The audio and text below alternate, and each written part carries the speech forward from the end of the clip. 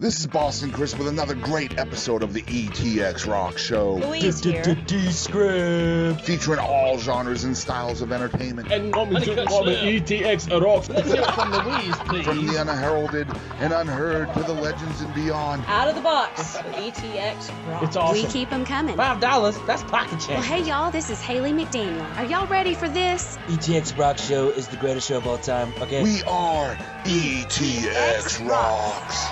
The ETX ROCKS Show is the best show of all time, say? The other shows, you're good, you're real good. As long as we're around, you'll be second best, say? Cut.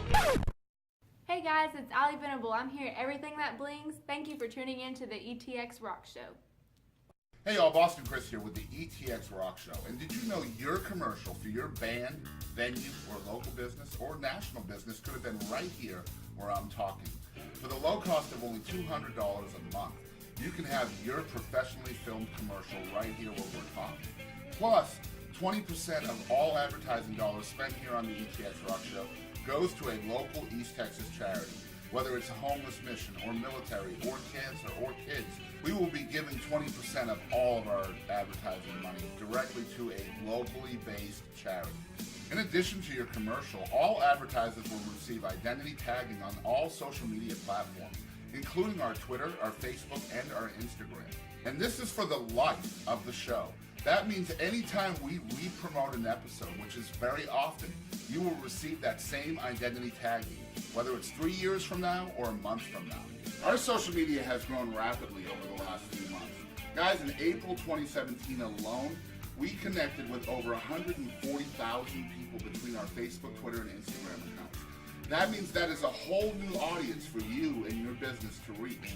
So jump in with the ETX ROCKS Show today. Advertise with us, and 20% goes to local charities. And all you have to do is contact us at etxrocks@gmail.com. Thank you, and here is the rest of this awesome episode. Hello, ladies and gentlemen, and welcome to another great episode of It With D Scribs, only here on the ETX ROCKS Show. First, I want to thank our friends at Mobile Audio and Video Productions. Without them, we couldn't have this great footage and great audio that you see today. Today, we have very special guests. I've been praying to get these guys on the show, and we finally got them. I got Lee Mathis and Philip Griffith from Lee Mathis and the Brutally Handsome. How you guys doing today? Good. Great. Thanks for having us. Hey, thanks for coming out. So I understand you're going to play us a song. Oh, you bet. What's the name of the song? What's the background of it? This one's called Nice and Slow, and it's funny. My wife probably doesn't want to hear this story, but I wrote this song actually. I got the idea. I was driving down the road, and so when I finally started realizing, hey, this is going to be more than just a couple of lines, I pulled over and wrote the entire song in a few minutes. And once it was finished, I called Philip and I said, I'm so worried that I just wrote a pop country song. So, because all I'd written was the lyrics, I said, but please, please do not let this turn into a pop country song when you help me write the music to it. And fortunately, we were able to pull that off without it sounding too bedazzled. Well, my version's a little bit different because when he brought it in, he was like, please don't let this be a pop country song. And of course, the way my mind works, I'm like, we've got to make this as pop as possible. It's got to happen.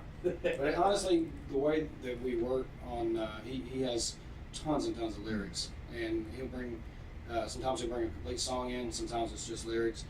And it doesn't really matter what stylistically we come up with on music. His voice and his phrasing and the way that he thinks of melody, it's going to sound like Lee. It's not going to sound like, you know, I love pop music. I'm not going to lie. But it doesn't matter what I do, really, because in the end, it's going to sound like Lee. Well, there's a name we don't say on the show, but I'll try to rhyme it. His name is Fluke Frine. That guy? Yeah. So I'm pretty sure if he just covered it, it would turn traditional. I think so. Based off his voice. So, ladies and gentlemen, Lee Mathis and the Brutally Handsome. Beautifully handsome. Who's that? Works at Brutally. There you go. Right.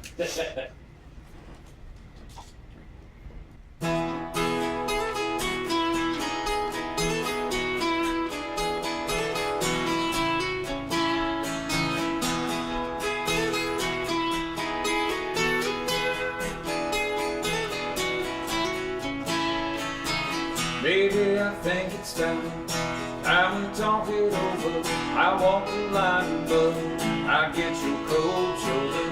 Can you tell me how How did we grow apart? Is it too late now? Make a brand new start. I'm devoted and crazy for you. And you know that my word is true. Girl, we should be hugging. Yeah, we should be loving like we did so long ago. Girl, we should be kissing.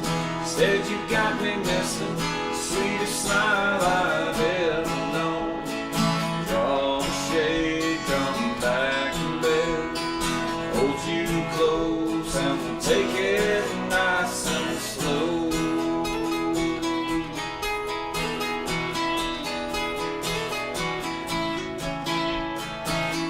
Hey, do you remember first time that we met? At night in late December, I never will forget. That little black dress, we danced all night long. I really must confess, you had it going on. I'm devoted and crazy for you.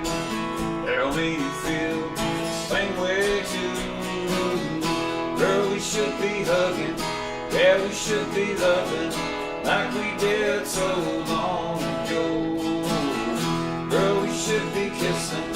Said you got me missing the sweetest smile I've ever known. Draw the shade, come back in bed. Hold you close and we'll take it nice and slow.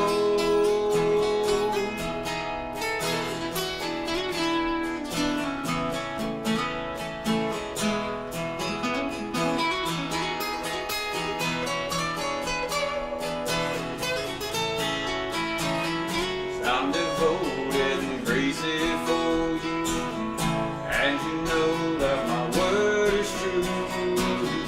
Girl, we should be hugging, yeah, we should be loving like we did so long ago. Girl, we should be kissing. Instead you got me missing the sweetest smile I've ever known. Draw the shade, come back in bed. Hold you close and we'll take it nice and slow.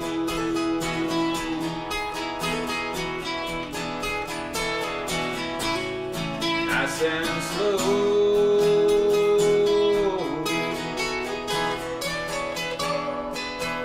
We'll take it nice and slow.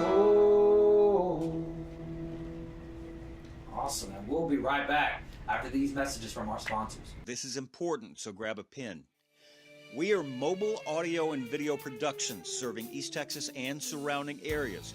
We're running a special for electronic press kits, also known as promos or EPKs. For $496 with everything included, we will come to your location, film and record your band's live performance, interview band members, then create a professional package with graphics and effects delivered to you in the digital format of your choice, ready to be uploaded to your band's website, Facebook page, or YouTube channel. The packages we prepare can also be pretty valuable tools to send to venues, booking agents, or promoters, even record labels. You take your band seriously, make sure the world does too. Here's our number, 903-738-3881. Check out mobileaudiolabs.com. Find us on Facebook, Mobile Audio and Video Productions.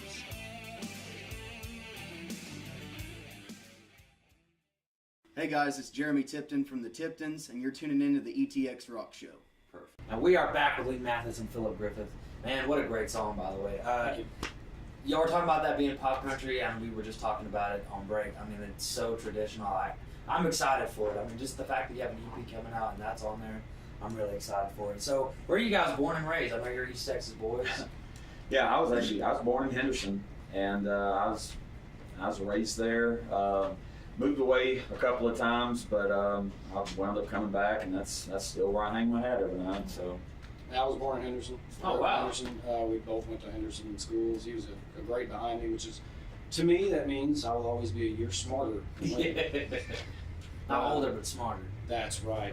But he's 4 years older than me. What? No, wait, no, I moved away too. I moved to La Capital City, Arizona, and met a lot of great people out there, and just kind of miss Texas. Trees. Right.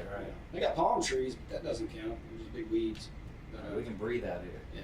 Well, I mean, it's nice out there. I'm not going to knock it out. It's a much different place now than when I lived there. But yeah, I just had to come back to Texas and came back. Lee and I kind of jammed around a little bit, and, just kind of hanging out, playing basketball and stuff. Oh, nice. Went on to different musical projects and acts and things, and just kind of came back together a couple years ago. Mm-hmm.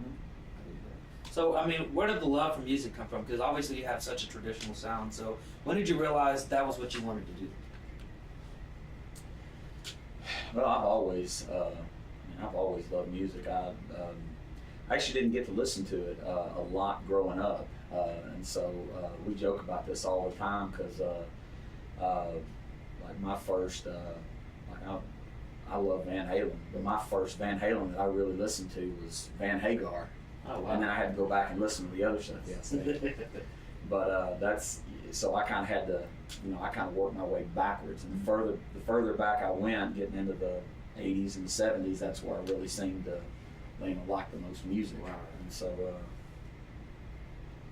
How about you, Phil? Oh, shoot, man.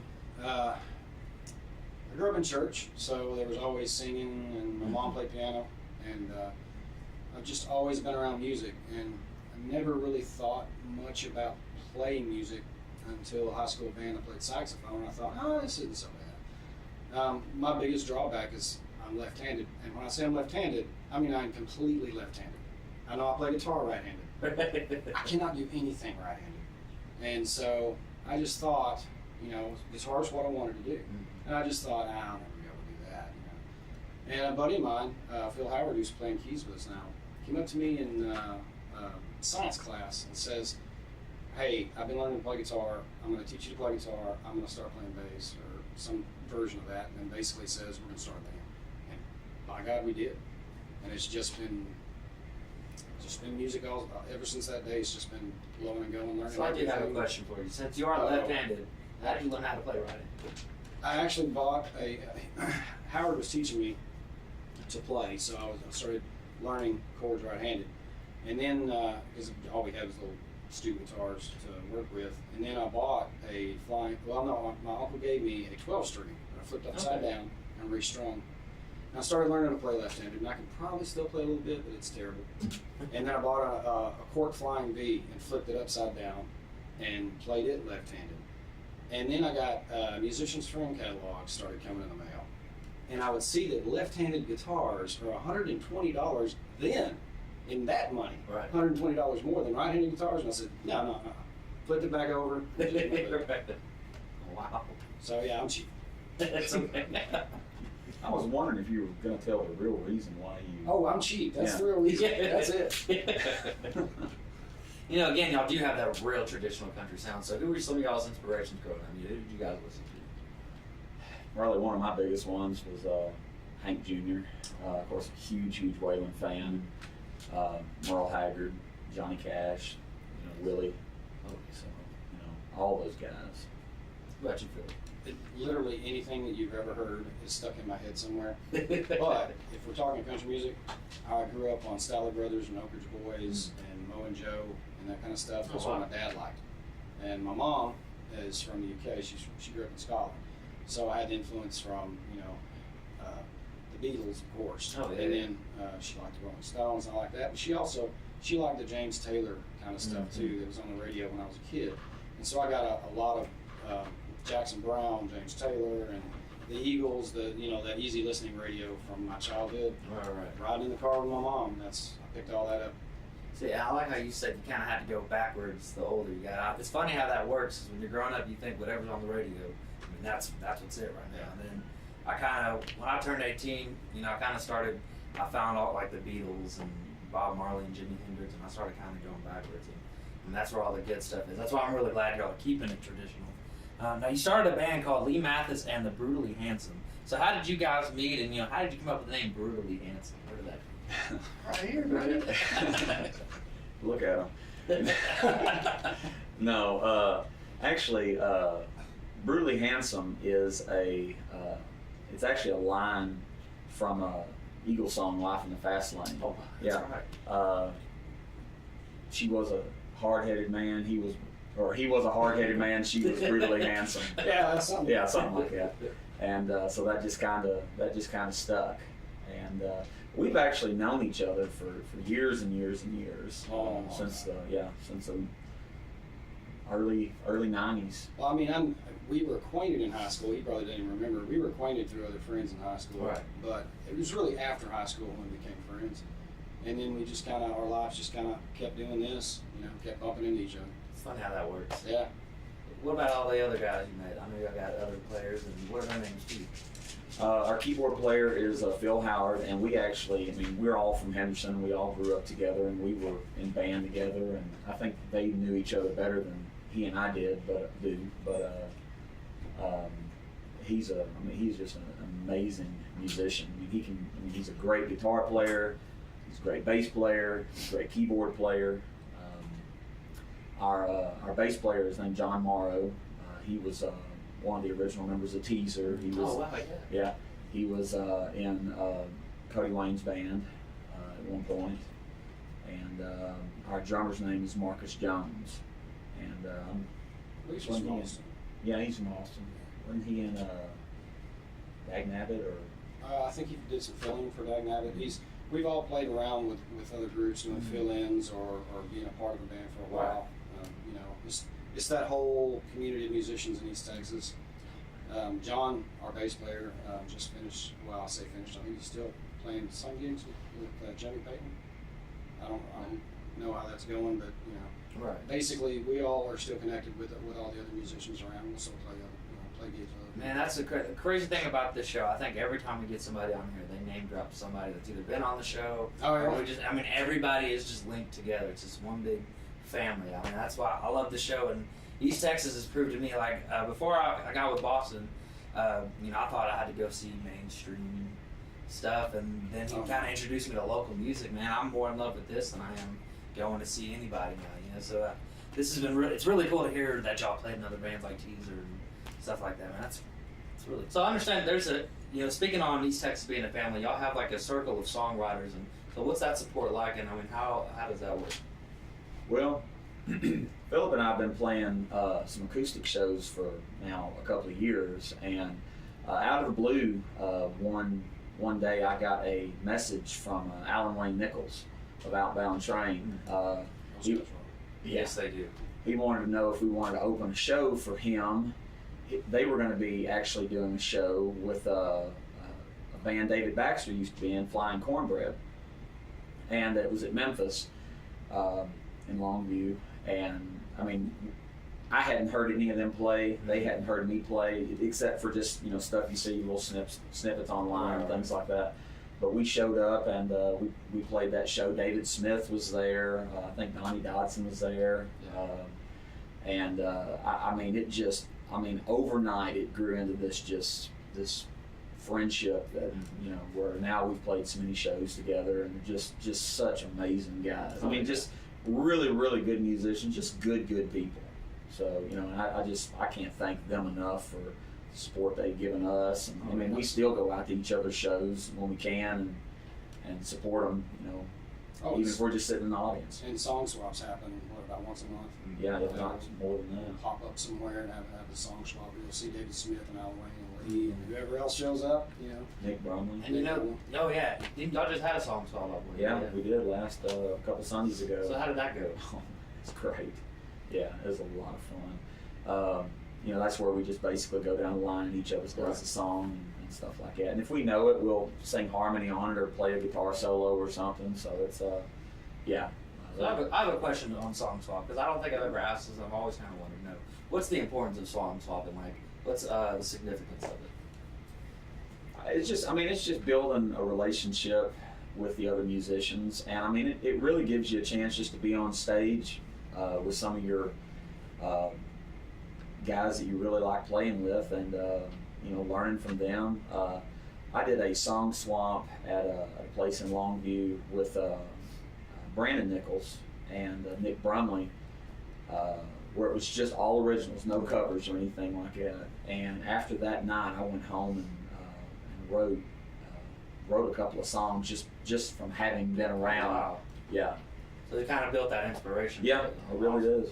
I'll tell you from the audience perspective what I think is important about the song swaps that we do here in East Texas is, number one, like you said, there will be original material that you'll see. Right. You know, there's still going to be covers because we're musicians. We're going to want to jam while you're playing. You know, Folsom Prison for the 5,000th time. We're going to want to jam on it. But you will hear Lee's originals, Nick's originals, David or Alan, whoever's there. You'll hear the original music, and that's important for the audience to hear. Number one, because that's what we're really trying to do, all of us.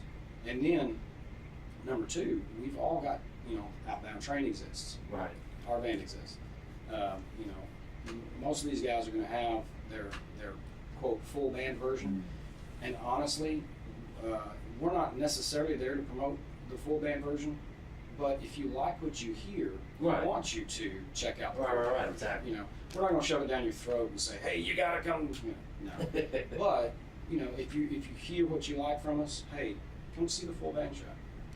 And I will say, I think it's kind of cool that, this is just my opinion, but my favorite people from East Texas, Outbound Train, Nick Brumley. I mean, the fact that y'all are the ones doing song swaps and doing stuff together, I mean, it makes the shows even better. I don't want to say more better, that's wrong.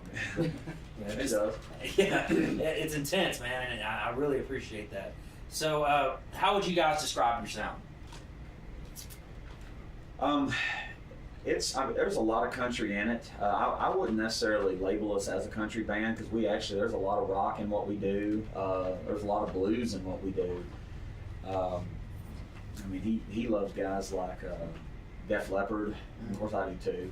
They're my favorite. Yeah. I got to see them in the 8th grade. It was cool to see a one-handed drummer, man. I was impressed. Yeah. But so, I actually think it's not really a shtick, but one of the things that I think is kind of cool about us is I consider myself a little more of a country singer being backed by a rock and roll band. Oh, yeah. Which is, it's a really, really good mix in there, but we're just a honky-tonkin' band is what I call us. I mean, you're going to hear quite a bit of everything when you come out and see a show. Yeah, I mean, you're going to hear a lot of Waylon and Merle and stuff like that because that's obviously home base for me, but the newer guys too, Jamie Johnson, Cody Jenks.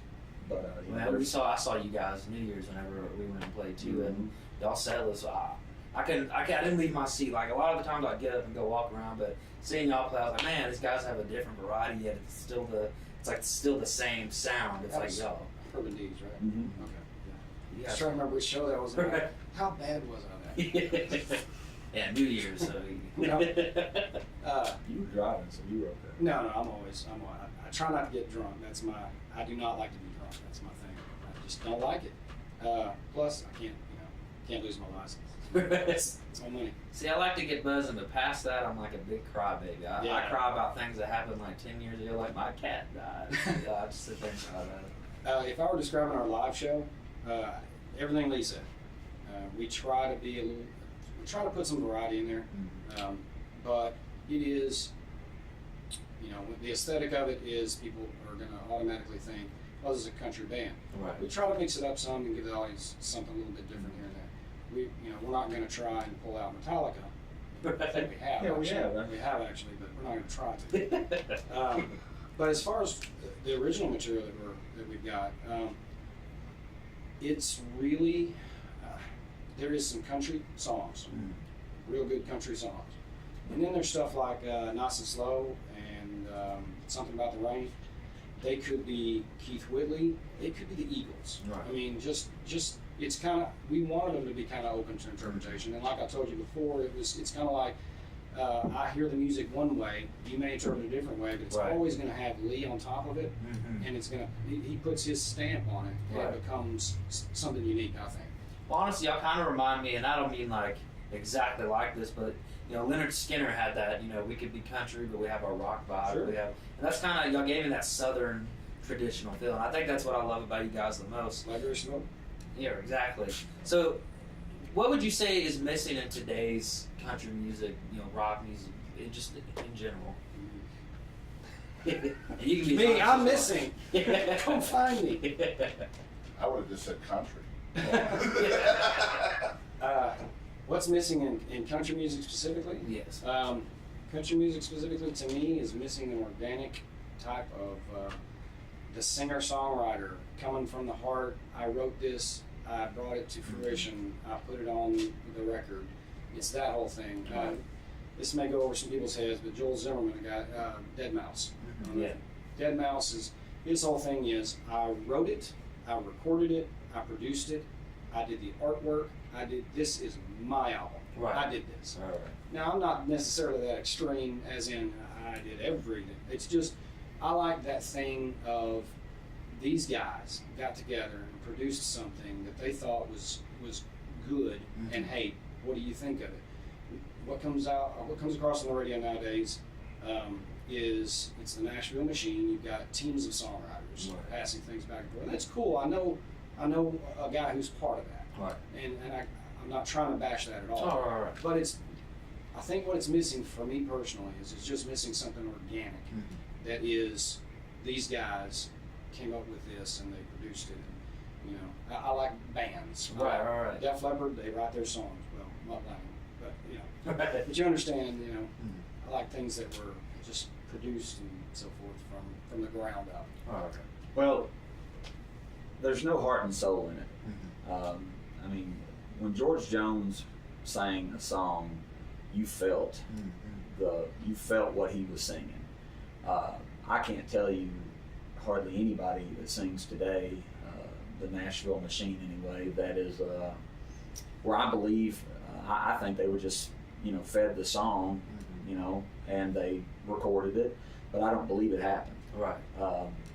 And of course, it does, you know, it's not possible for every story or every song to have actually happened. Right. But when those guys sang it, Waylon, and you know, when they sang the songs they sang, you believed it happened. There was that personal touch, that heart and soul that they had in it. Guys like Chris Stapleton today, I mean, there's just so much more soul in what they do. Jamie Johnson, yeah. And Circle. Yeah. Yeah, I watched a thing on Hank Williams last night, and you know, something he brought to the table was, you know, he talked about the country, you know, just even the country grammar, I guess would be the better thing. The way he interpreted his songs, people were like, man, I know that because my mama says that, or my grandpa says that, you know. I don't remember exactly what the quote was, but Hank Sr. said something once that said, you know, if something about if it doesn't put a lump in your throat after you hear it or something, then it, you know, it wasn't a real, you know, country song. I know I just butchered the actual quote, but it was something. It just gets back to being able to feel the song. Exactly. I think one thing that throws me off is a lot of them are about this. I mean, it's like the same three things, you know, my truck, dirt roads, dirt roads, and beer. I mean, cut off shorts. Right. And like me, you know, I kind of, you know, I grew up in the country, and it wasn't really about that. That wasn't what I loved about the country. You were more country, brother. Right. Exactly. You know, I like the bonfires and, you know, getting in trouble and just with the real story, falling in love, getting your heart broken, stuff like just the real storytelling. Don't shortchange the cut off short thing. I'm not. That's what I'm saying. He was in the wrong country. So, what would your opinion be on Texas country compared to the Nashville machine? With me personally, it's a little bit more of a hit and miss. There's some of it that I really, really do like. Guys like Cody Jinks. I do like guys like Randy Rogers, Jason Boland, Stoney, Caitlin Butts. She's from Oklahoma, but we can still call her Texas music. Anyway, I really like those guys. It's still kind of hit and miss with me. I still think that there's some of it that kind of almost follows that Nashville formula to a little bit. Yeah, I definitely agree. I listen, some of the same guys that he mentioned already. Really, I've been trying to kind of pay attention to some of the local guys.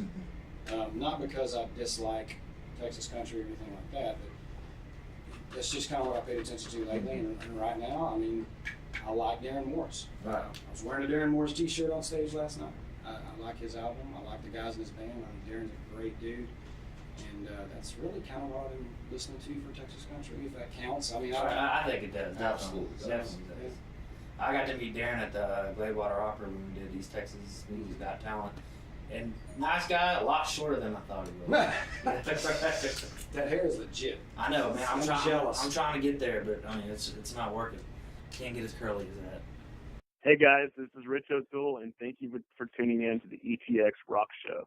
So, speaking on traditional country, how can people keep that tradition alive? How can we get it bigger than what you would say it is? I know because you said there's a lot more of the Nashville machine going on right now. How can we get more traditional country? 3 chords and the truth. Like literally just write from the heart and sing from the heart, and you're going to write some bad ones. There's no question about that. But when you finally grab a hold of a good one, it's going to make it all worth it. So, 3 chords and the truth. That's it. I mean, like I said before, I guess same answer. Just I miss that organic feel of when James Taylor played something, even if it was written by Carole King or somebody like that. It still had that stripped down, sparse kind of delivered with emotion. And maybe I hear James Taylor different from other people, but to me, when I hear it, I hear a guy with an acoustic guitar, and he's playing and singing something that he's enjoying. And that's what I don't hear out of Nashville radio. I'll listen to it when I'm driving home because I have a long drive home. And so I'll flip the radio, and I do flip over to the radio stations and just to keep up with what's going on. And it just sounds plastic. Just thrown together for this pretty face with a nice voice. Right. And I know it's very harsh to say, but that's my old guy take on it. So I like anytime I listen to something, like I always, if I can hear the pain in somebody's voice or the happiness in somebody's voice, but if I can't feel that emotion or get some kind of feeling, I mean, I'm probably just not even gonna listen to it. I've always been that way with Luke crying. Well, musicianship has kind of gone to the wayside. If you notice, there's not a lot of guitar solos, steel solos, Hammond solo, piano solo. All that stuff has been really chopped down for, I guess, for commercial time space. I don't know, but I know I've been noticing that they'll bring it down to like an 808 kick drum with gang vocals on the chorus, and that's where the guitar solo used to be, or it would be where the steel solo, whatever. It's gone. It's kind of gotten lazy. I heard a country song the other day that had a hip hop backtrack. Yeah, it wasn't a country song, man. Yeah, well, I agree completely. I disagree. It could be a country song. Right. But I understand that's exactly what I'm referring to. Right. Is it just is kind of not what I think of when you say a country song. It's just not kind of what I think of.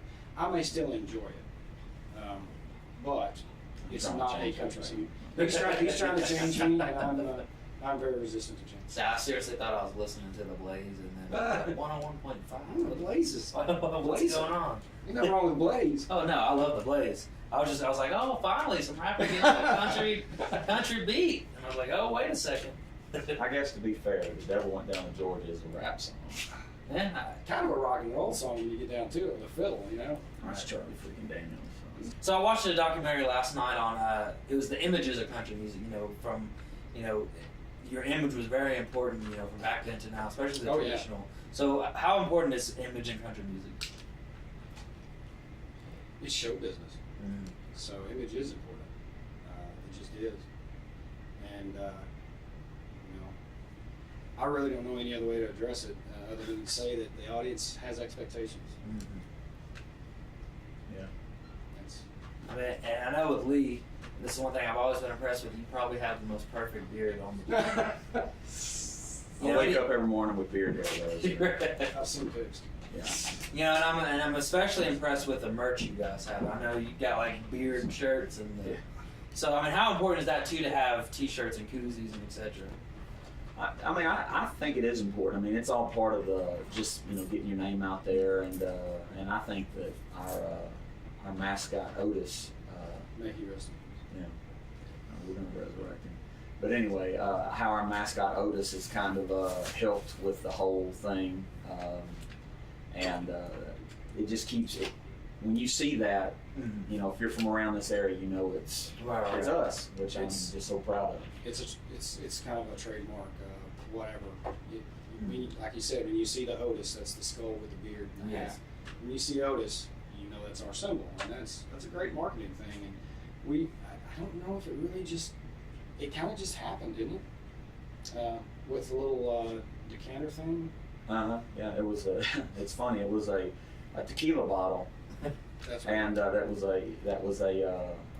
It was molded into a skeleton torso and everything. And a buddy of mine, Travis Driver, he put the beard on him and put a cowboy hat on him, and then that just kind of took off from there. So. I know I had stickers New Year's, and putting it on our hats. We had to represent, man. Thanks, man. That was the coolest thing. I was like, these dudes got their own stickers. You know what I mean? Like, my mom has to pass these out at the bank. That's, When you get just more than. The tequila bottle he's talking about that was dressed up to look like Lee, we called it Otis.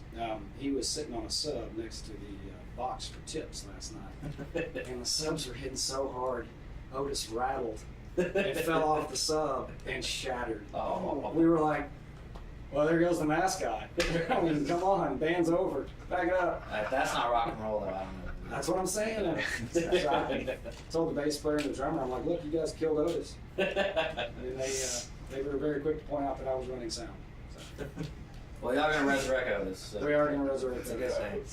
So, this is probably the best news I've gotten. I asked Lee about this morning. So, you guys have your first EP coming, and you're gonna have a release party in Memphis on July 29th. Mm-hmm. So, tell us about the project, the title, and what can we expect from this?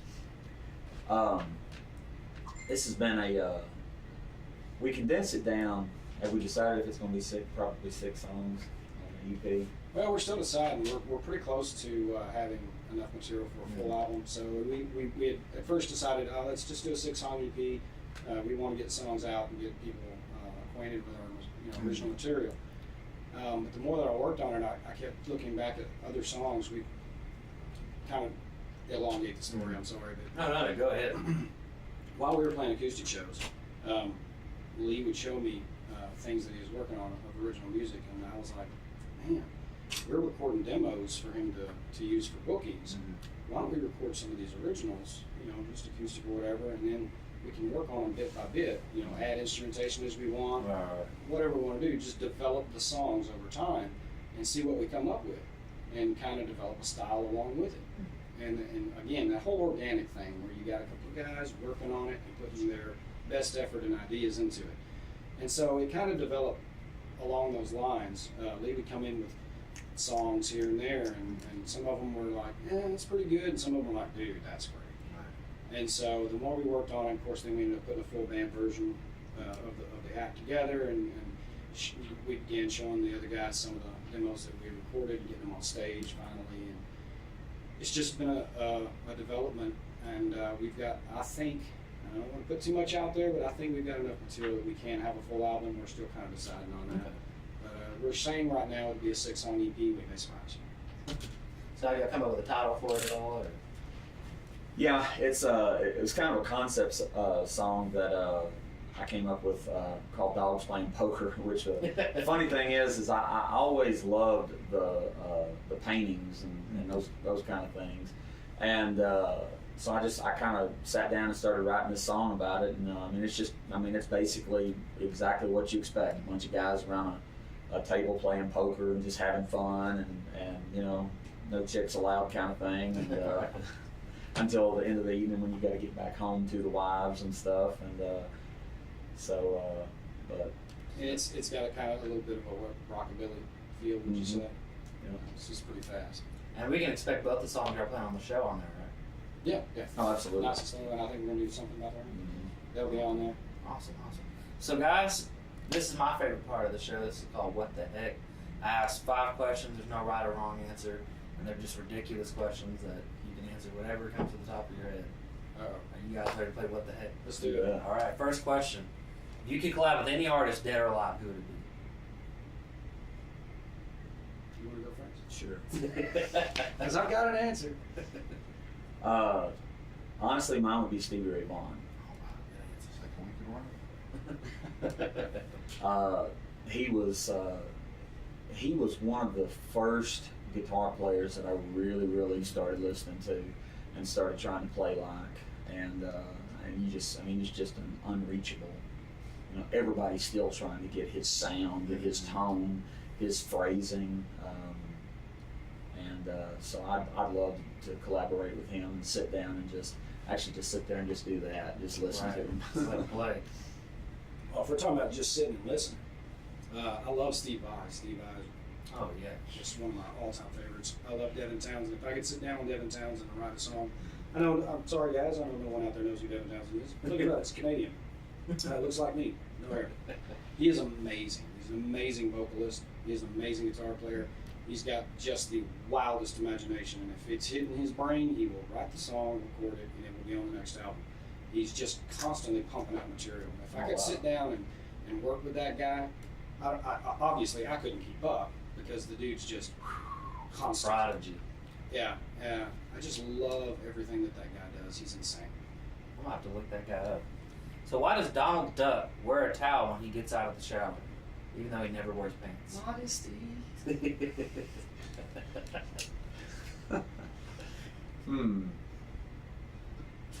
There's no wrong answer.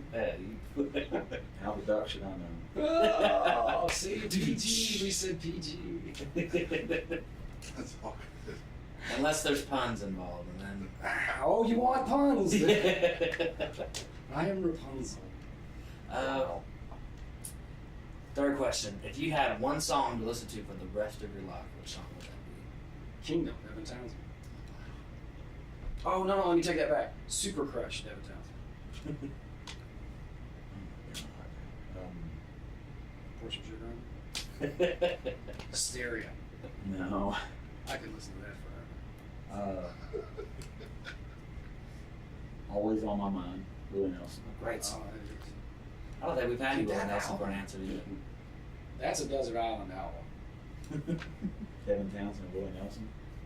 Oh, yeah. You gotta pick one, though. That should be one of your 5 questions. What's your Desert Island CD collection? There you go, remember that. How are you going to play it? You bring your phone. Long extension cable? Write it down. Solar power. That's it. Fourth question: if you were to run for president, what would your slogan be? See, I got Finally. Go ahead. I got like 6 answers, but none of them are appropriate. It's all good. Finally, a damn beard back in the White House. It's been a long time. I really shouldn't say. If it's bad, we'll just edit it out. Oh. You can give us all 6 answers, and whichever one is PG in that. Well, I mean, honestly. Make America what What difference does it make anyway? Oh no, I'm sorry, that was been used. Shoot. A slogan for running for president. I mean, I don't know if you're friends with me on Facebook, but this is a really bad area for me. Grab America by the country again. Oh my God. See, remember PG? No. Yeah, I don't have anything that I would want to put out there. I gave 2. So Yeah, thank you. You can have that one. I thought it was pretty Nothing that I can think of I would want people to hear. Well, the last question, and this has been a huge debate going on for a while now. Should pineapples go on pizza? Absolutely No. not. Are you? That's not a question. Kill that. Well, see, we're going to kill the person that said yes. Oh, I see. See, it's just, that's why I asked. We got a shed in the back, and a lot of people will say yes. So That's why the bodies are hanging out. A lot of bones out there. Well, guys, this has been What the Heck. Y'all did a great job. Thank y'all for playing along. So I understand y'all are going to play us a second song. Tell us the name of it and the story behind that one. This one's called Something About the Rain. And I wrote this song. Actually, this is one of those songs that I already had the words and music and everything that I brought to Philip, and we tweaked the lyrics a little bit on it, but it stayed intact from the version that it turned into. He wouldn't let me take that at E flat, and I'm still just furious about that. Phil Howard loves the fact that it's E flat. He does. I'm over here going, dude, don't can't go songs. But yeah, anyway, so All right. Something About the Rain.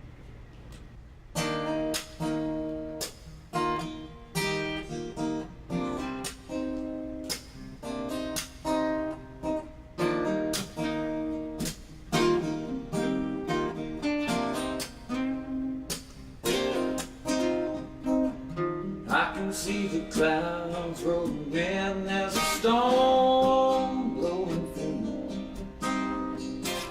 Smell of rain in the air, baby. I got plans for me and you. I want to lay your body close to mine, kiss away the pain as it drowns away our sorrows. There's just something about the rain.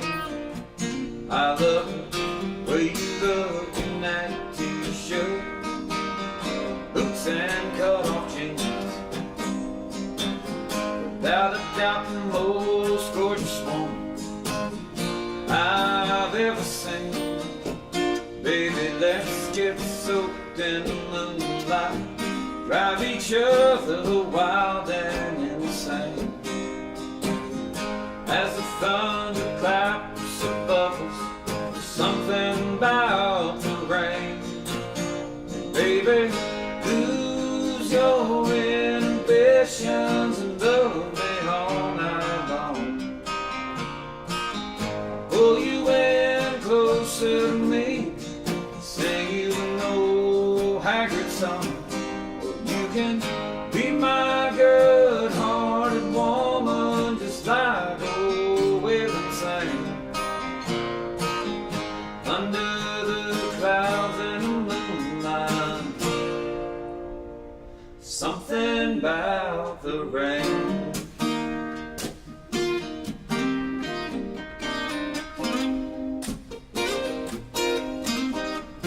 I don't need no fancy life, all I need is what I see. When I stare into those big blue eyes, staring back at me, look at us, we're soaking wet, but I would not change a thing. Come on, darling, just one more dance. There's just something about the rain. Baby, lose your inhibitions and love me all night long. Pull you in closer to me, sing you an old Conway Twitty song. You can be my good-hearted woman, just like old Waylon sang. Under the clouds and the moonlight, something about the rain.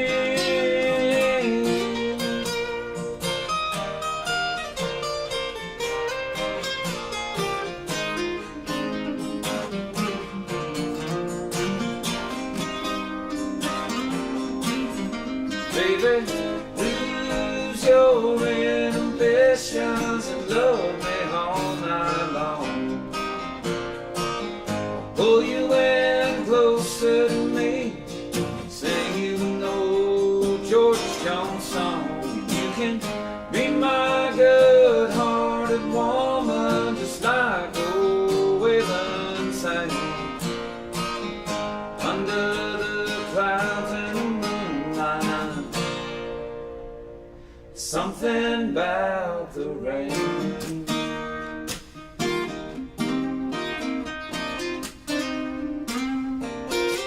Yeah.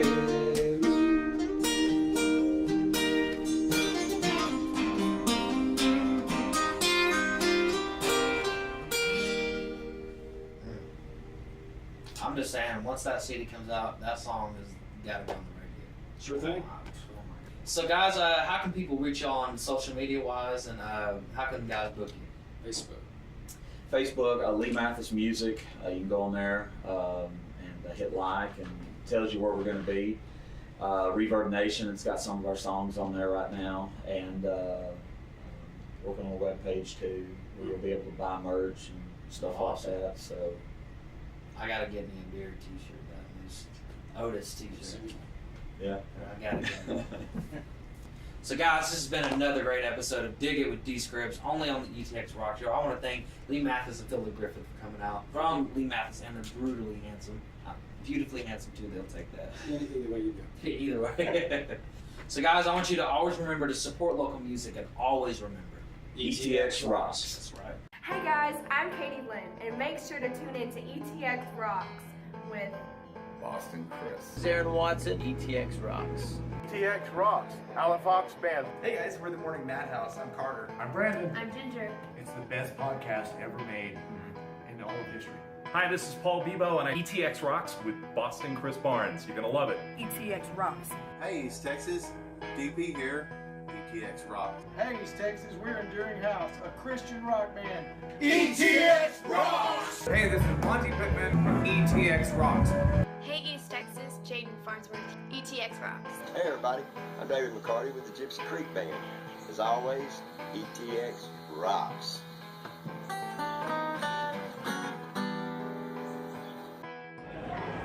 Hey guys, this is Chris Colston. Thanks for tuning in to the ETX ROCKS Show. The ETX ROCKS Show. The ETX ROCKS Show. Ho! Hey folks, I'm WWE Hall of Famer Hacksaw Jim Duggan, and I just want to make sure you support local music. Hi East Texas, this is Chris Wayne. And Crystal Clark with KYKX 1057. ETX Rocks! Hey East Texas, we're Lady Chaz and the Tramps. And just remember, ETX Rocks. Hey, this is Todd Freeman of ETX Rocks with Boston Chris. Hey, East Texas, I'm Waylon Hicks, and remember, ETX rocks. Hey, what's going on, guys? This is the one and only SP and Mexicano con Estilo. Make sure to support your local music, and ETX rocks. Hello, we're one way home. Hey East Texas, this is Teaser. Please continue to support local music. And always remember, ETX Rocks! Howdy folks, this is Aaron Watson. Support local music and ETX Rocks. Hey, this is Chris Colston, and make sure you support local music And ETX rocks. Hey, this is Hannah Kirby. Thanks for tuning in to the ETX ROCKS Show. Tough guy, ho! Covering music-related content of all genres. If it filters through Eastern Texas, it's fair game. Y'all bring it. From Texarkana down to the coast and Dallas down to Houston and everything in between. We are ETX Rocks!